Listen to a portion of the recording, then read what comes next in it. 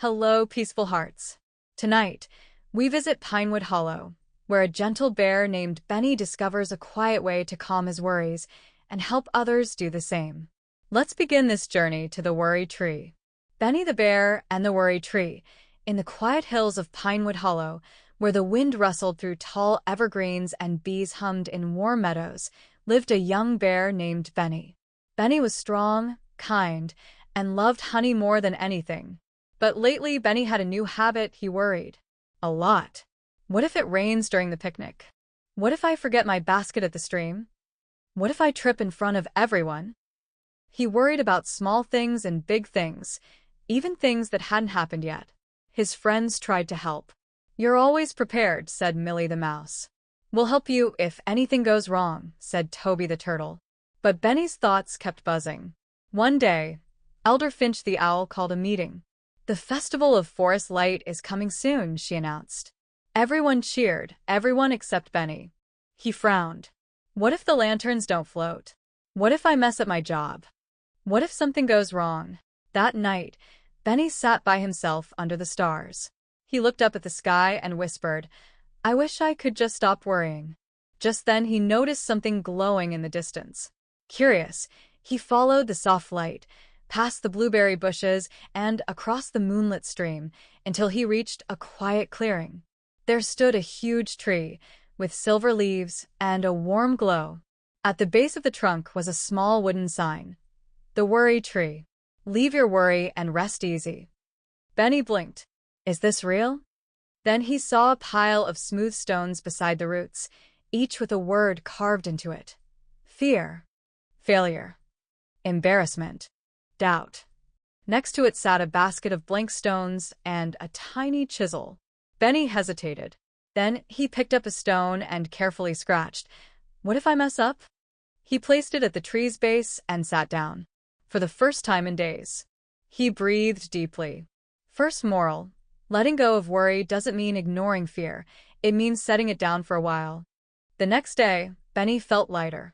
Not fearless, but less tangled in thoughts. He helped Millie gather pine cones for decorations. He worked with Toby to practice floating lanterns on the stream. He still felt a flutter of worry, but each time, he imagined the Worry Tree holding his thoughts for him. When his friend Raya the Rabbit confessed, "I'm scared I'll forget my lines for the show," Benny smiled. "Want to visit the Worry Tree with me?"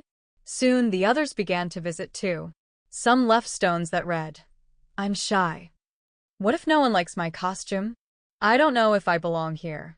And every time they left a stone, they walked away just a little taller. Second moral: when we share our fears, we help others feel safe to share theirs too. The night of the Festival of Forest Light arrived. The glade shimmered with glowing lanterns. Music danced in the trees. Animals gathered, smiling and excited. Benny took a deep breath. His job was to light the first lantern and lead it down the stream.